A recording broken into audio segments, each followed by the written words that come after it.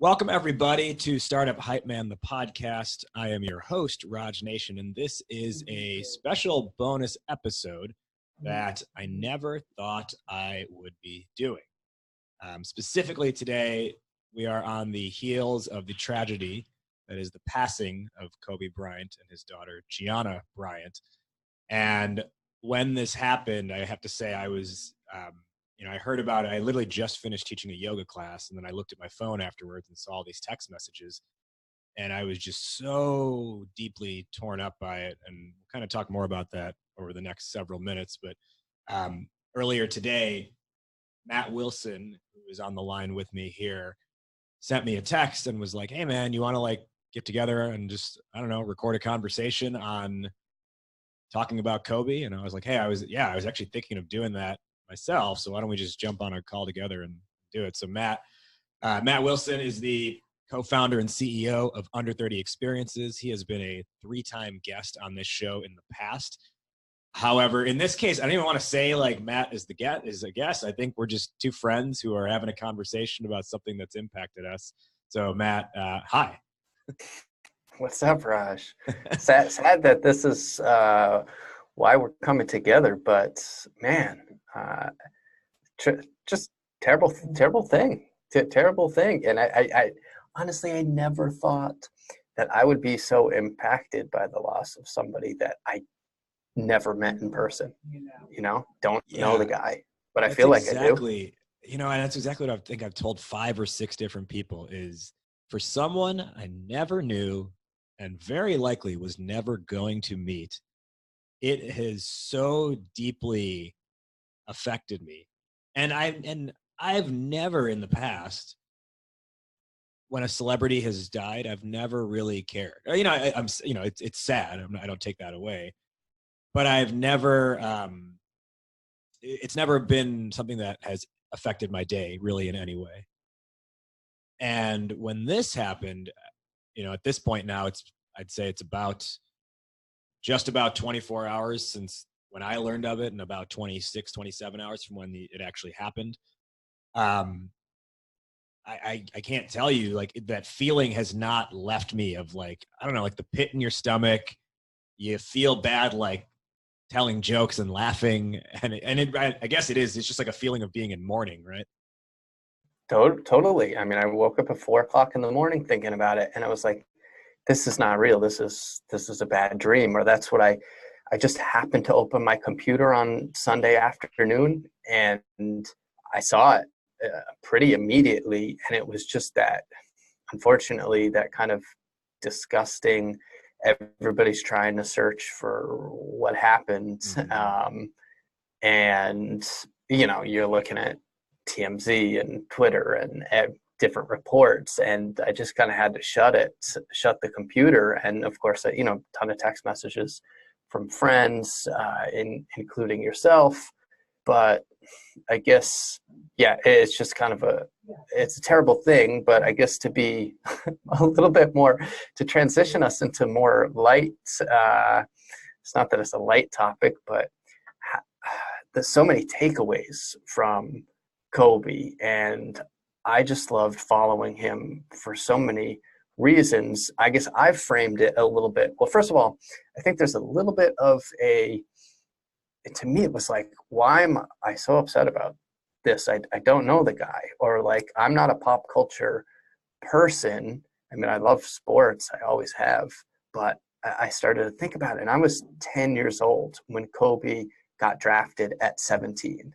And nothing was more important to me at 10 years old than basketball. Nothing. Absolutely nothing. Same. And so, and that this guy is, not that much older than a 10-year-old going to play in the pros, that was just so incredible to me. And watching his first couple seasons, it was just, I was a huge fan from the beginning.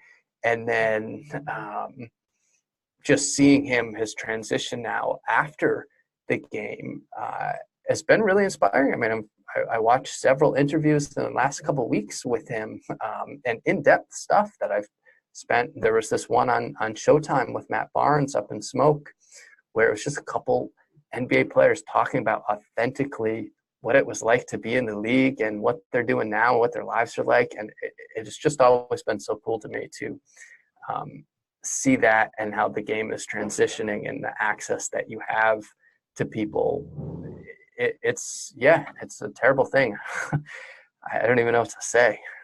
My introduction to Kobe, and I think why I have enjoyed him or cared about him so much as an athlete and as a person. And by the way, for context for everyone listening, while my podcast nor Matt's podcast is a sports show, this is today. I mean, it's really, I think it's something that impacts and ripples beyond sports, and we ultimately will get to a point in this where we kind of talk through I think how it impacts people as just what we can learn from him as leaders, as entrepreneurs, as people who have responsibility at the end of the day. And I think it's something that everyone can, hopefully listen to this and gain something out of. But my sort of love for Kobe, the player, started, like you said, like when he got drafted. And to put in perspective, like timeline wise, I grew up in the Michael Jordan Bulls era.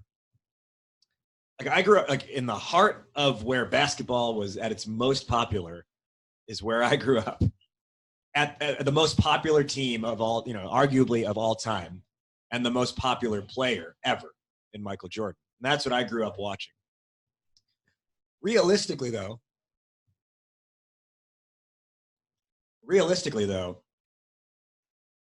I really only remember vividly the Bulls of the last 3 titles. I was a little bit too young. I remember seeing a couple games here and there, but I definitely do remember watching the 93 finals over the Suns or anything before that. But I vividly remember Jordan's last 3 years with the Bulls and the 3 championships that they won. And so just because of Michael Jordan and my love for him and how inspiring of a player he was, I just came to love basketball. And like you said, Matt, like that was everything. And that's like, to the extent of like imitating these players on the driveway, like you're like saying the announcer's voice and you're like, Jordan, 2 seconds left, fade away, like that kind of stuff. Just shooting hoops on the driveway. And for whatever reason, second to the Bulls, the Charlotte Hornets were my second favorite team. And I don't really remember why. I think it's because I was also a big Muggsy Bogues fan. I just think because he was, like the short guy who could do a bunch of stuff, right? So I was a big Hornets fan. And what many, if you don't follow basketball closely, what you wouldn't know is that on that draft day, the Charlotte Hornets actually drafted Kobe Bryant. And then same draft day trade, which they will forever, regret, they trade him for Tony Delk to the Los Angeles Lakers. And it is because the Hornets drafted him that I immediately started just following his career and being obsessed with him. I still remember the first, and I was collecting basketball cards like crazy at that point, like the trading cards. I still remember the first like Kobe Bryant rookie. It was like the Fleer Ultra brand that I have.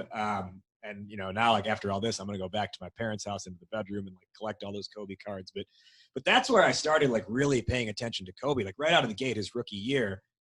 And I was fortunate enough to grow up in a time where I could, and a place where I could see the last 3 years of Jordan's greatness and then the beginning and all the way to the end of Kobe's greatness. And I got to, especially because I was local in the broadcast, maybe it was an NBC broadcast anyways, but at least I was seeing because I was in Chicago, I got to see Jordan versus Kobe and how amazing that was. Even Kobe as a young player stack up pretty formidably to, sorry, formidably is the wrong word, but stack up pretty, just like hold his own weight against the greatest player of all time 1-2 years into the league. And what I think we saw, and I think this is why, at least from my end, why I think it's so impactful just from an athlete perspective, is I think LeBron James ultimately will go down as a better basketball player than Kobe Bryant. And LeBron's just a freak athlete. But I think Kobe is the closest we had to Michael Jordan for the drive and the killer instinct and the way that they played the game, right? They were both 6'6" shooting guards. And they both played the game in very similar ways. And I think not just the way they would shoot or the types of moves they would take, again, the mental will to win and push people beyond their limitations and get in other people's heads too, right? That's something that, and I'm not trying to make this like a Kobe versus LeBron thing or anything, but that's what I think about, like why I hold Kobe in such high regard and why I look up to him so much is when I think LeBron's an amazing player, but I never felt like he has had that same, like I can think of specific games where I've seen like LeBron kind of just like give up. And even if Kobe's down 50, he's still going to push it, wire to wire. And that I think is that like spirit that everyone I think could resonate with, because, and I've been watching over the last day now, all the different analysts on ESPN and different news channels talk about why was he great. And I think it's that the way he played the game, the way he approached it, in a way kind of helped us see like we could be great too.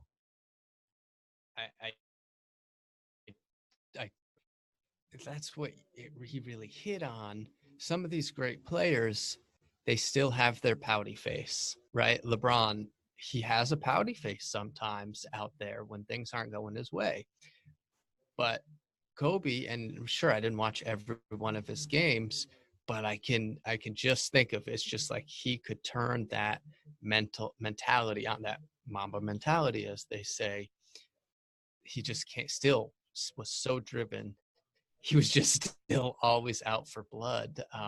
Where I thought of Kevin Durant today, right? Like, sure, he might, when he hit that big shot when he was on Golden State, yeah, that was great. But basically, I think most people would say, yeah, he just didn't have that. He just doesn't have that. There's just no.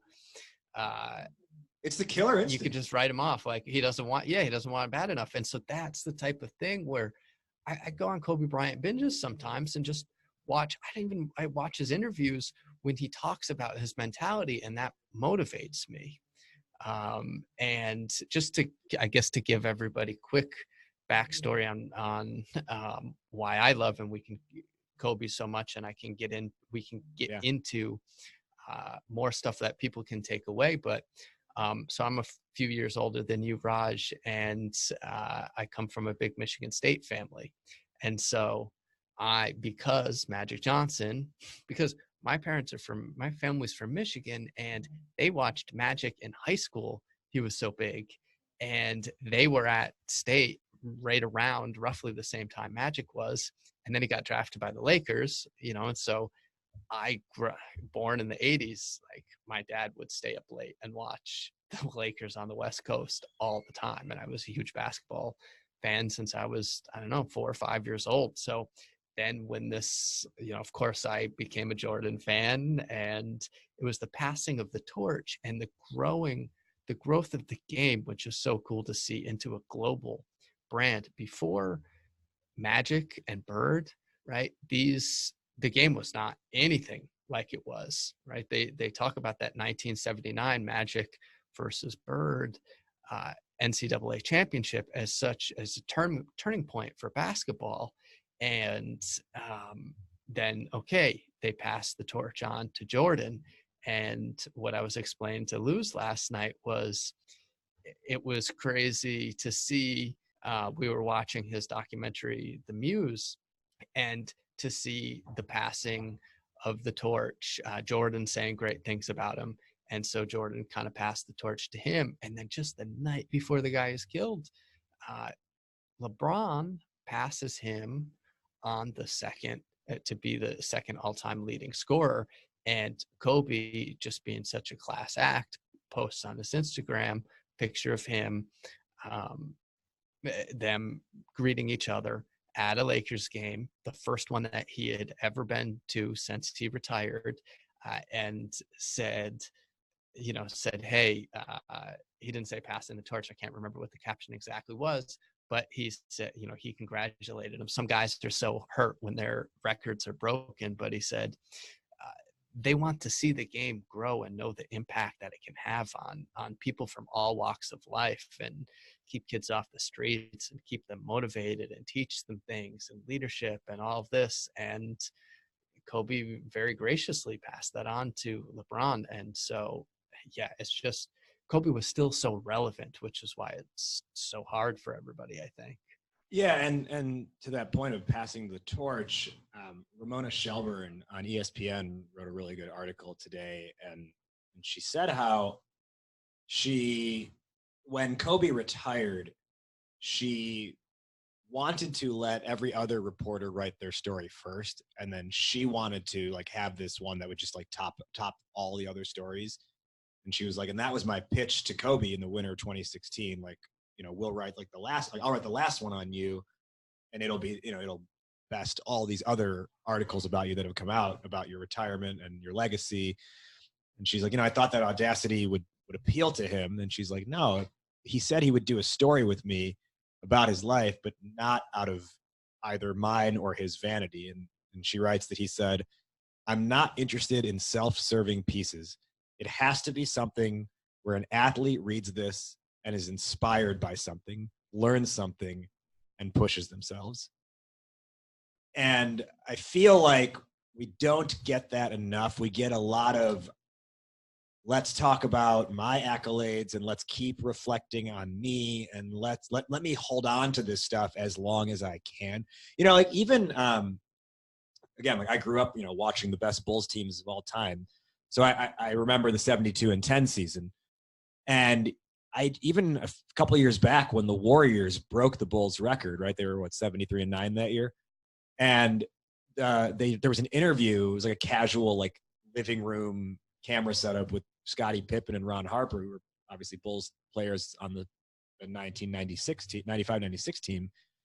And Pippen was like, he was like, oh, like I really like this Warriors team. I really want them to go all the way, but I really don't want them to break our record.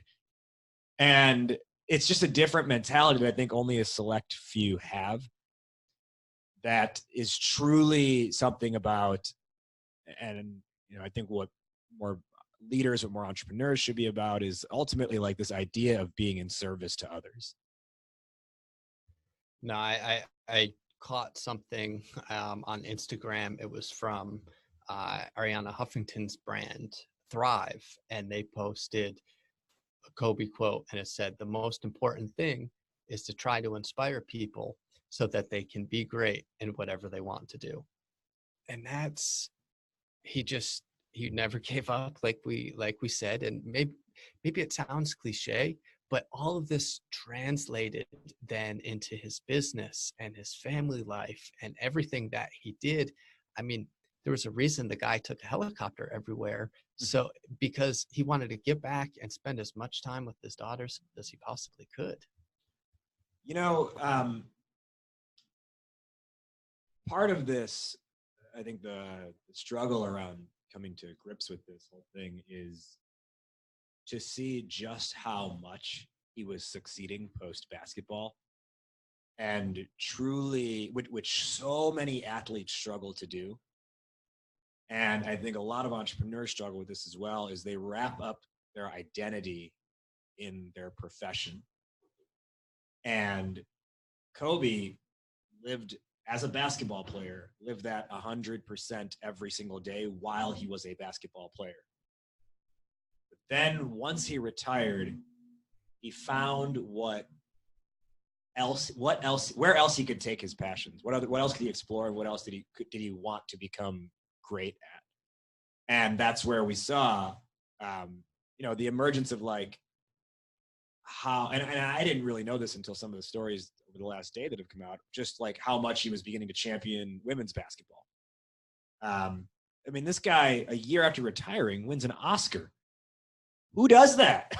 And I remember watching that, and I never really watch award shows, but I happened to watch that night, and I was like, Kobe just won an Oscar? And I remember being like, of course Kobe would win an Oscar. Only he would somehow manage to not just like attempt to do a movie after playing basketball, but do it and get the highest recognition for it in the entire industry. Absolutely. And that's what I enjoyed about this interview that he just did. And I can link to it in my show notes for the Lived and From podcast. But he did this one with Matt Barnes and Steven Jackson, this interview, and it's just 3 ex-NBA players talking about life. And he says, yeah, I can get any meeting that I want anywhere because I'm Kobe Bryant. He didn't say exactly like that. He was more humble when he said it. He didn't have to say because I'm Kobe Bryant. But so everyone's clear how he can get any meeting if it's not already obvious. But he said then after they would pitch me and they would just want to use, and he said this, meaning like they wanted to use my face. Yeah. But he's like, all right, that was the last 20 years. I'm about what the next 20 years is going to look like, and how are we going to build that? And just to see him take that mentality then into the business world. We were texting yesterday, and one of my favorite stories about Kobe was from the Bill Simmons podcast, and they had Chris Sacca on. He's a extremely successful venture capitalist, and he was on Shark Tank and original investor in Twitter. And Uber. And they talk about how Kobe just became obsessed with tech investing, and he wanted to learn everything. And when you have the ability to connect with the smartest people in the world on this stuff, and you have that work ethic, of course he's going to be successful because he's just, he was a smart guy. And so he's texting Chris Sacca at all hours of the night, because he's just up late diving into companies and trying to dissect them. And Chris Sacca's wife was like, are you having an affair with Kobe Bryant? Because he's just keeping the guy up at all hours of the night. But that's just that mentality. When I wake up early, I say, yeah, what do you think Kobe? Like, Kobe's famous for 4 a.m. workouts. And after he got back when he was 18 years old and he shot those 4 air balls in the playoffs against the Utah Jazz, they got back to LA and he went straight to the high school gym down the street from his house, and he shot from 3 o'clock in the morning, probably no sleep, the entire day just to get better. Most guys, they get knocked out of the playoffs, they go home, have a few beers, feel depressed for a couple of days. They don't really care as much as Kobe did. No, he shot all day. Yeah. It's just incredible. And that, we call it, or it became known as ultimately as like the Mamba mentality, but that is so much of what we can learn as entrepreneurs, as leaders, is just being able to fully immerse yourself in your discipline, whatever it is, just complete and total immersion, and essentially obsessing over doing it as good as you possibly can. And even when you think you've done enough, there's still more to go. I think it was Max Kellerman this morning on ESPN's First Take say, he didn't teach us that practice makes perfect. He taught us that perfect practice makes perfect. Oh, totally. I mean, it's just putting in the reps, and the way that he would talk about the things that he had to do to get his body prepared was so interesting. And just when he would speak about his family life, it seemed, and you don't know this is someone's persona, but he just seemed to be all about his kids all the time. He just wrote a children's book. And what he said is he wanted to write something that was about what real girls that look like his daughters go through. And, there's princesses, right? But a real girl can't really relate to a princess. Yeah. It's not exactly right. There's probably a better, more realistic way to put ideas in kids' heads. And yeah, especially if you're Kobe Bryant's daughters, like, you're going to be real life princesses, but there's a certain way to raise them. And that's other terribly tragic part about all this is that his 13-year-old daughter was, she was a great basketball player. She was, as he said, hell-bent on getting into UConn, the top women's school for basketball of all time. And yeah, he just had so many things beyond basketball. And I said this to Luz the other night. We were Luz is going Matt's on a little fiance, just for clarification. Yeah, we were going on a Kobe binge, and I could not send pictures of Kobe and with his family and his wife, who's Latina, Luz is Latina, and send them to her fast enough because they were just such people that you wanted to emulate. Like it seems a little weird. It's a little weird, like, oh yeah, they're just celebrities or whatever, but you could connect with these people, and they were inspiring figures no matter what you say. Like I didn't realize that I was so attached to somebody. Right. And that's what's so strange is, again, how surprised I think both of us are of how much this affects us, because like, and I'm not trying to trivialize anything else or wish ill upon anyone, but I feel like if this happened to another athlete, like Tom Brady's the greatest football player arguably ever. But if I heard, I don't know, Tom Brady passed away, I don't know if I would feel it so much. I'm sure Patriots fans would, but I don't know if I would feel it that way. And I don't know, maybe it's a product of caring more about basketball than football, but I think more than anything, I think it speaks to Kobe did manage to transcend the game.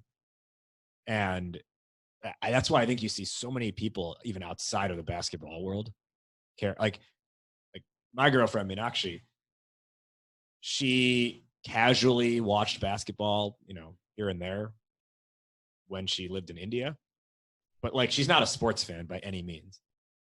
And like, when she learned about this, like, we had to console each other. It wasn't just her like saying, I'm sorry to me. Like, it was back and forth. Like, she felt affected by this. And that is, on Kobe's end, that is just a different level of greatness that I don't even think Michael Jordan has achieved. Michael Jordan will go down as the greatest basketball player. However, we've seen like Michael Jordan's second act has been a struggle.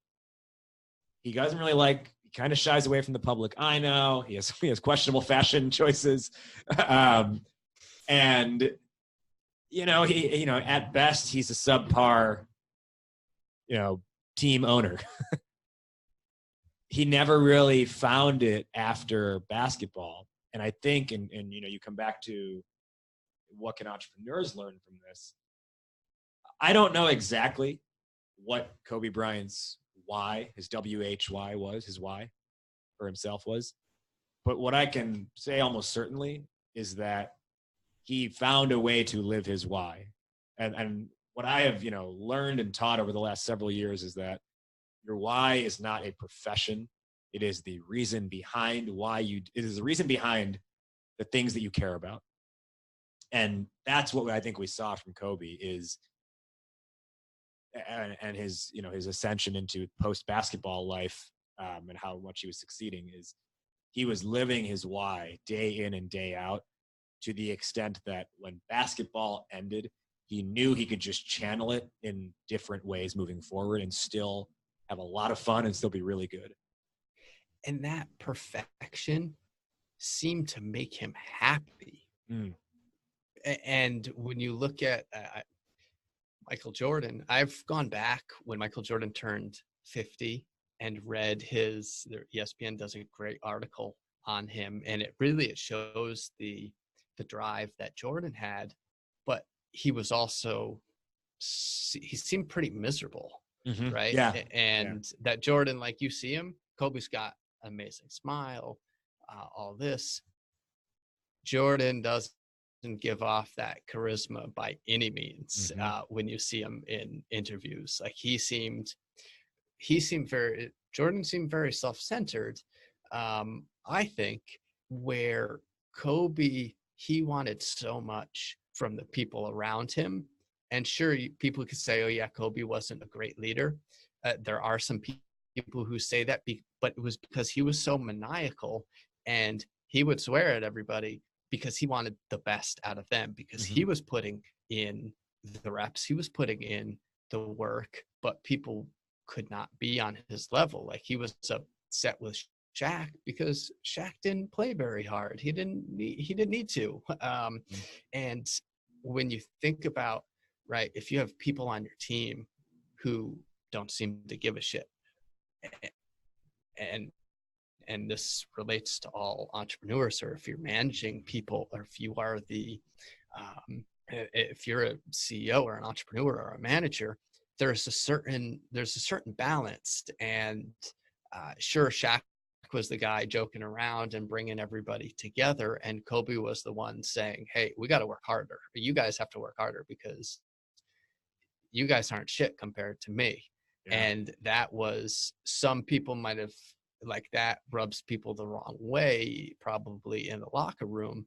But I don't know if I can swear on your podcast, but don't fuck with Kobe, like, or just the Matt Barnes story that he tells on his podcast. So Matt Barnes is a decent player, whatever, but he did a famous ball fake at Kobe, where it was an inbounds pass, and he went to throw it like at Kobe's face, and Kobe didn't flinch, and he stopped like a millimeter before his like could have broken Kobe's nose, right?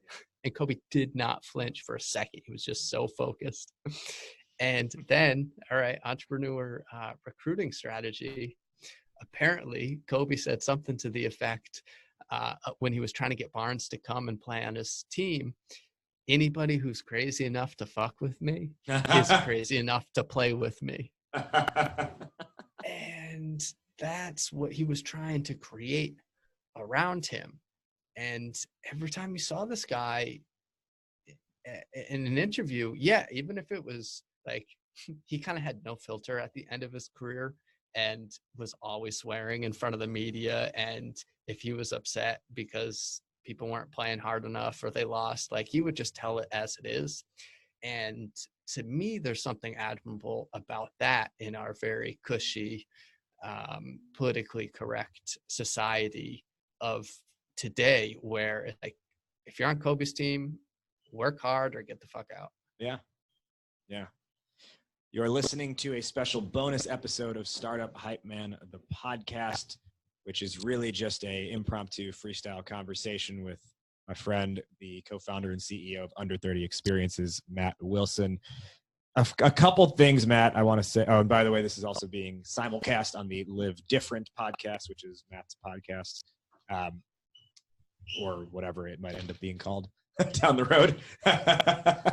I may have done a branding error there. My bad. No, all good. Live Different podcast is fine. Soon to come, the Millennial Travel podcast as well, but this won't make it on there. But yeah. So a couple things I want to just dovetail off of what you talked about there. So starting with, we were talking about Jordan and sort of Jordan at 50, that article that ESPN wrote, and just kind of seemed like he was a little bit sad. I remember when he got inducted into the Hall of Fame, this was, I believe, 2011, he actually was like a little bit annoyed at first because he's like, well, this means I can't come back again. Like, I can't come back and play in the NBA again. And that's like, that's that. I think that's just the difference, right? Where Kobe's like, I don't need to ever play another NBA game, and I'll be so happy because I have these other things to focus on. And a couple lessons from that, like we said, like, let the why pervade through everything that you do. But I think also, like, I think entrepreneurs get so, especially in startup ecosystem, they tend to get so worked up in the work that they let every other aspect of their life just crumble. They become pretty shitty friend, relationships, maybe with their spouse can suffer. They don't eat well, all of those things. And I think what Kobe showed us was you can obsess over something and be amazing at it while not letting the other things slip either. And that just ability to be well-rounded is something that, again, we rarely see otherwise. The other thing that I think is, I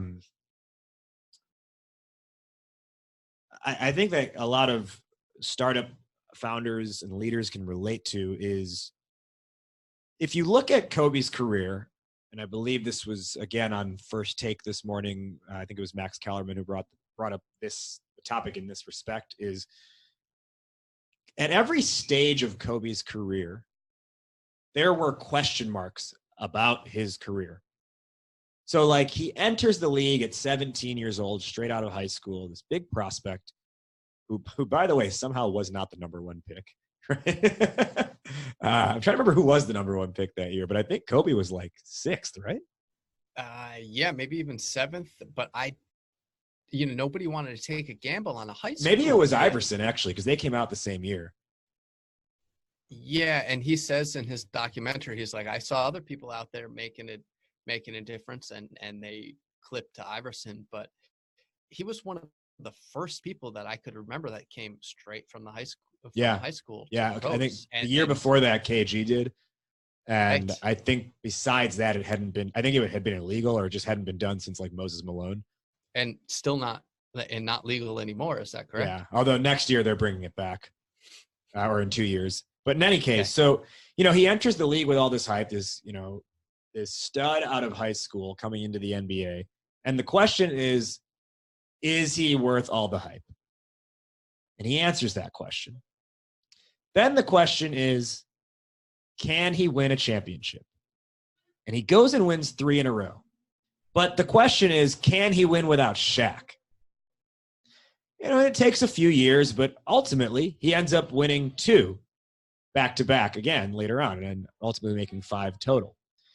And so what you see here is, at every stage, it's like he was a company that was scaling up, right, throughout his 20-year career. And all the way until his quote-unquote exit when he retired, there were different questions that faced the company, the brand, the person that is Kobe Bryant. But he lived up to, and he didn't shy away from those questions at any point. He stepped up to, he leaned into those questions, and he answered them emphatically. Just as a company scales, essentially out of the gate, it's, can you get product market fit, which is the kind of the equivalent of Kobe Bryant. Are you going to live up to this hype? Can you fit in the NBA, right? Do you have product market fit? Then from there, it is, can you win a championship? And, you could relate that to a number of things, but it's essentially like, can you scale, right? If you're running a company. And then it's, okay, well, can you prove a repeatable revenue model and scale this multiple years over, which Kobe did with multiple titles. And then it's, okay, well, now the question in Kobe is, can you win without Shaq? And then I feel like in running a company, it's like, okay, well, can you continue to produce and create and grow the revenue even more when your team changes, right? Your co-founder leaves you, and whatever happens, when you got to fire the COO. And again, Kobe, he never shied away from those questions. He always stepped up to them, and he answered them emphatically every single time. And that, I think, is what is just another amazing thing that we can take as business people back to our businesses. Absolutely. And just that, again, you point back to that competitive drive. What did he say after he won his 5th? He said, that's one more than Shaq. That's exactly what he said. And it was anything but why? Because he worked harder than Shaq. Yeah, that's all there is to it. Yeah, Shaq was big, right? But coming back to that work ethic, I'll share the Jay Williams story, and then maybe we can close out by just I don't know, I guess maybe our final thoughts, or maybe however we feel. We'll figure it out once we get there. And this is something, I first heard this story probably 3 years ago or so, and I was just like, that is amazing. And that is the embodiment of this person. Never thought I'd be saying it almost in an obituary like situation as I am now, but Jay Williams, who was a top pick by the Chicago Bulls in the early 2000s, he ultimately had a motorcycle accident of his own that cut his career short, and he's now an analyst on ESPN. But Jay Williams shared the story of how the Bulls were playing the Lakers in LA, and Jay thought he could just like go to the gym, get to the arena like at like 2 p.m. and just work on his shot. He's like, I just wanted to like take 400 shots, or maybe it was make 400 shots, something like that. But Jay Williams is himself going in for like a pretty intense pregame workout, right? Shooting 400 times is no joke. And again, if it was, I don't know if it was attempted or made. If it's made, that's even less of a joke. And he's like, it's 2 p.m. and I get to Staples Center and I step onto the court, and on the other end of the court, Kobe's actually already there, like in a full-on sweat. He's not like stretching. He is in a full sweat, and he's doing game moves. Like he's like jab stepping and taking jump shots. And so, I do my 400 shots, and I work out on the court there for like 2 hours. And I go to the sideline, I take my shoes off, and Kobe's still working on the other end, just, sweat pouring down. I go and I take an ice bath, and then I shower, and I come out of the locker room, and I still hear the ball bouncing. And Kobe is still working. This guy got here before me, worked harder than me while I was there, and then was still working out after I finished. And he's like, and I'm thinking for sure, like, he's going to be tired tonight. He goes, that night, which is only 5 hours later probably at that point, he goes, Kobe dropped 40 on us that night. He's like, and after the game, I had to ask him, like what the hell, like I had to ask him, like, why were you in the gym for so long today? Where did that come from? And Kobe told him, because I saw you come in, and I needed you to know that no matter how hard you work, I am still willing to work harder than you. And that, I think, it's definitely my favorite Kobe story. I think it's very representative of that competitive spirit and his will and drive to just be amazing in his pursuit. And I think it's something we should all take a lesson from. And it is, like, you run a company, I run a company, people listening to this, many of them run companies, and we have competition, right? Are we willing to outwork the competition to be as great as we, possibly can? That I think is the lesson and the question we need to be able to reflect on and, answer for ourselves, taking from Kobe. I love that story. And I had heard that actually, now that you recount it, and comes down to leading by example. And sure, if we're in the tech scene, the startup scene, yeah, there are people on our own teams who you want to outwork and feel competitive towards, against, however you want to frame it. And sure, some of these people you collaborate with as well, and that's great. But setting that bar high for yourself makes the people around you better. And that's what Kobe did for the entire world. Mm-hmm. NBA is a global game. Tom Brady has his helmet on and he's out there half the game with 11 other guys on the field. Kobe is out there 42 minutes a game. And I think part of it is the sport, right? In basketball, one person truly can take over and own and dominate and win the game. Whereas like in baseball, you physically cannot do that. Sure.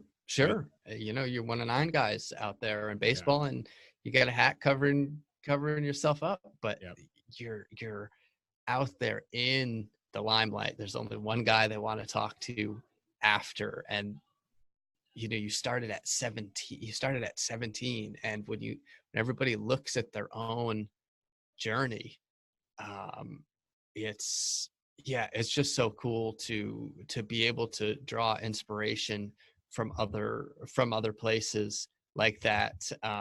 Kobe had Kobe had I encourage everybody to watch Muse, his documentary that he put out, which I really enjoyed.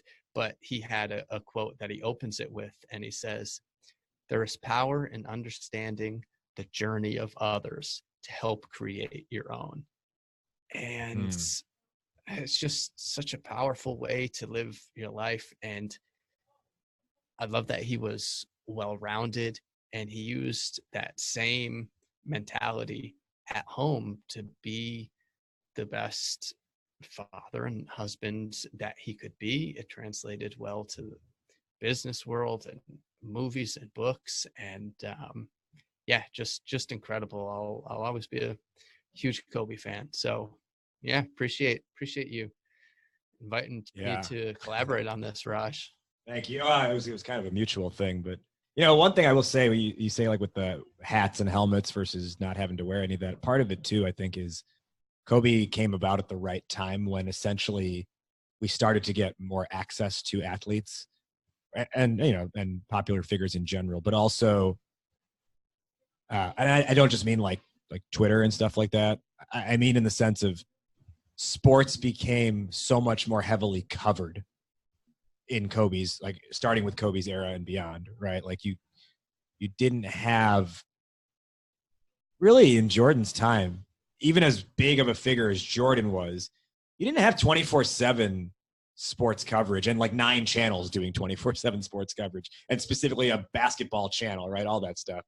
So I think it helped too that it was at a time when we were allowed to be invited in more than we ever could be before. So thinking about how do we close this out, and what do you think of doing a Kobe Rosebud Thorn? Oof. Okay. Yeah, so absolutely. You want to intro Rosebud Thorn to everybody? So for the listeners, Under 30 Experiences is the company that Matt is CEO.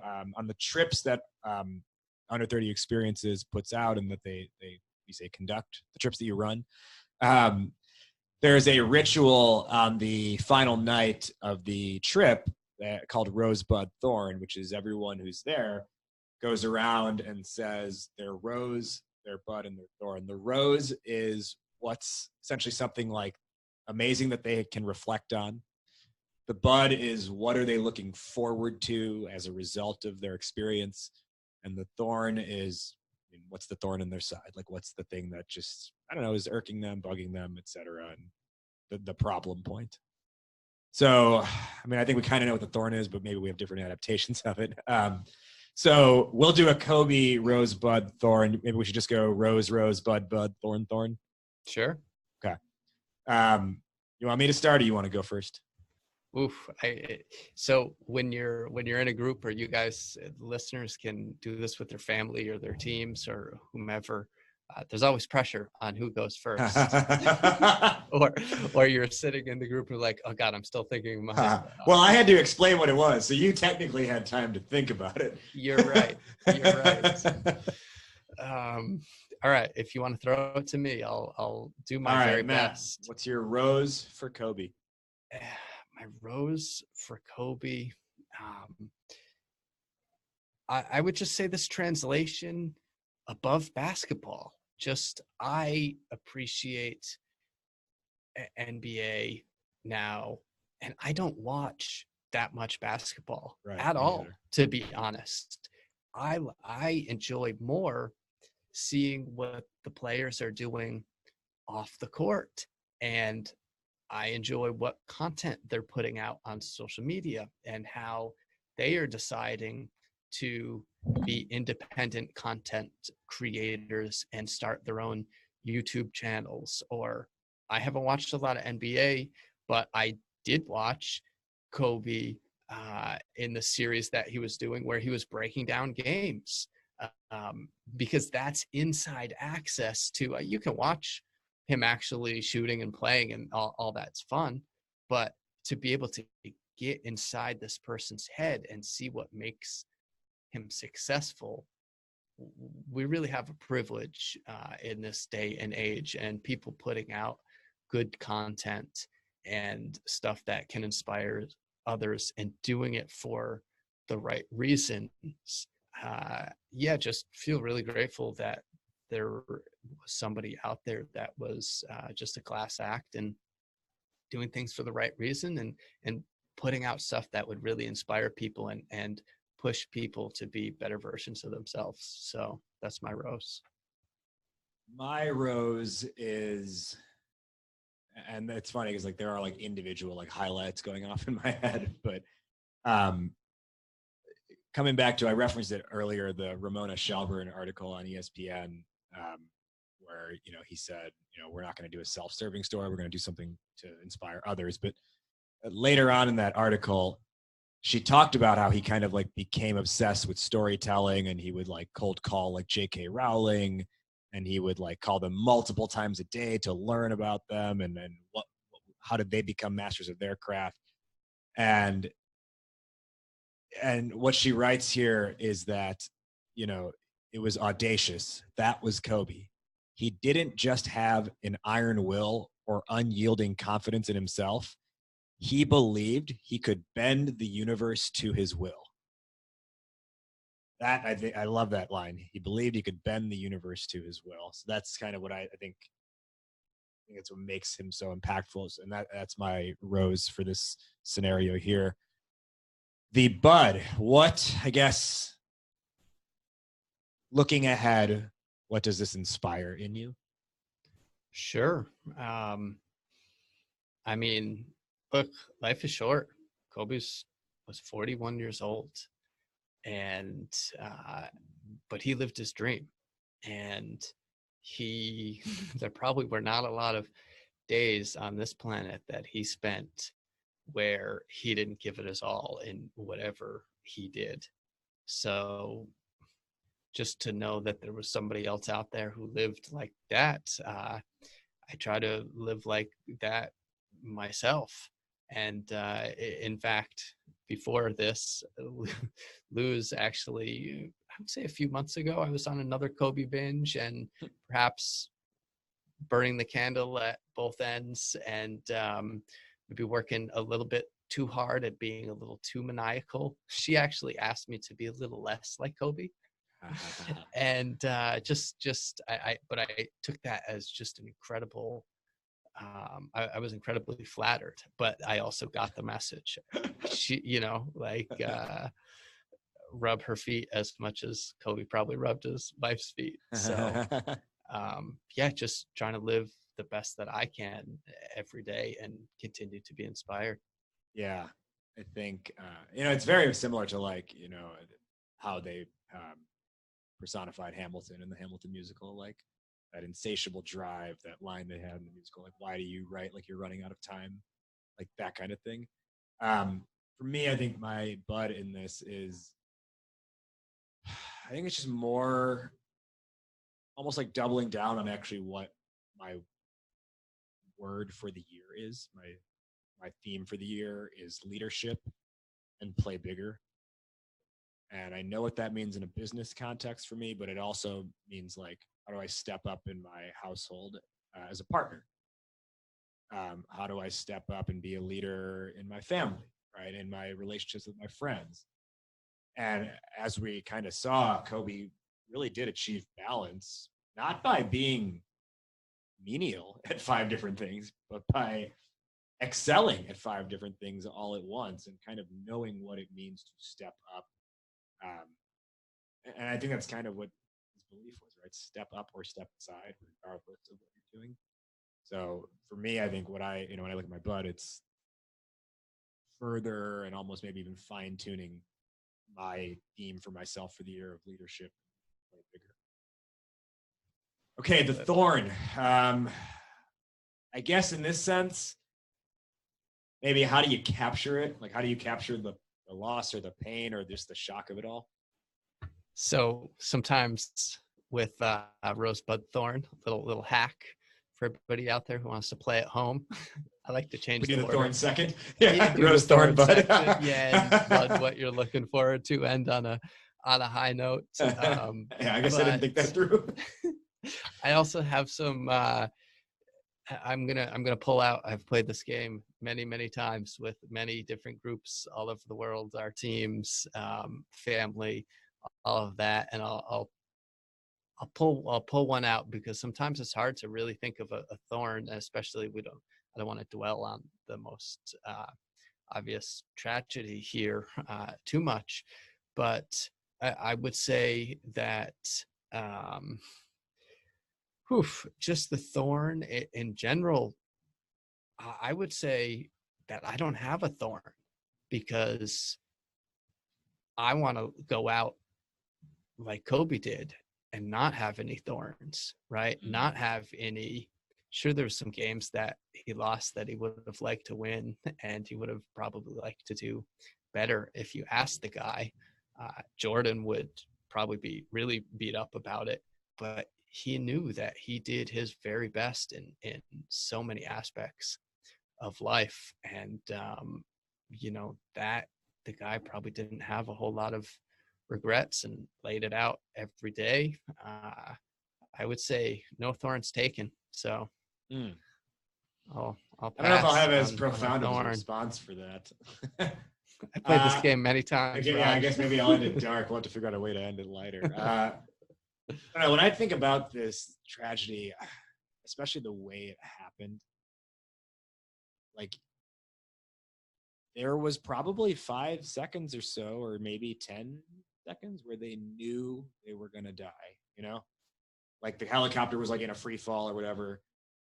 And I don't know, it's just so wild to think, like, what are these people who are all, not just Kobe, but Gianna and the other 7 people on the chopper, like, what are they thinking in those last moments, And I think whenever there's loss, whether it's this or someone close, who's actually close, what I always, I guess, like, struggle with is needing to make the transition from is to was, right? We now have to say Kobe was an amazing person. We have to say Kobe was a great basketball player. We don't get to say is anymore. And I don't know, it's like so strange to have to make that transition, because it's like, it's like was with a capital W. So that, I don't know, that's, to me, that's like the real, I think, thorn of how I'm feeling about this. But I think we need to end on something, I don't know, I guess a little bit brighter than that. So if you got something to take us out, please do. Yeah, I mean, I've thought about that many times over the last day, and he's a leader that could have been beating himself up in that position, because here I am on my helicopter. Hate to say it, but we could have driven, or leaders make those decisions, and my wife has to live without us now, and my daughter doesn't get to live her dream. But I guess coming back to spirit and what people think about when tragedies like this happen, Kobe, who I don't really know how all this happens, but Kobe decided, hey, I want to come and reincarnate as Kobe Bryant, and that's my soul's calling, and I want to come onto this planet, and you don't know this when you're human, but I'm going to live 41 years, and I'm going to give everything my all. And it's crazy to think that some of the greats live such short lives. Maybe it was all planned out like this, and this kind of sacrifice of Kobe not getting to live to 100 will inspire so many more other people and put a magnifying glass down on what he was able to accomplish in his 41 years of life. And so if that's any silver lining, I mean, it's still terrible, but yeah, maybe that was his mission on this planet, and that's certainly all he needed, all the time he needed. And yeah, incredible that he went out the way he did. Kobe Bryant, born in 1978, dies in 2020, the age of 41. His daughter with him, Gianna, dies at the age of 13. May they both rest in peace. May we all find something that we can carry forward out of this, and may it be all part of a much more positive master plan at the end of the day. Matt, thanks for joining this impromptu discussion. Thanks for texting me, asking if I wanted to just chat about it. And to our listeners, thank you for listening. I don't know if we rambled or if we said anything of value, but at least, I don't know, I feel a little bit better having talked it out with someone. So thank you for being a good listener to me, Matt. I hope I was the same for you. This has been a unexpected bonus episode, Startup Hype Man, the podcast, and the Live Different podcast. Thanks, brother. Much love. Appreciate you.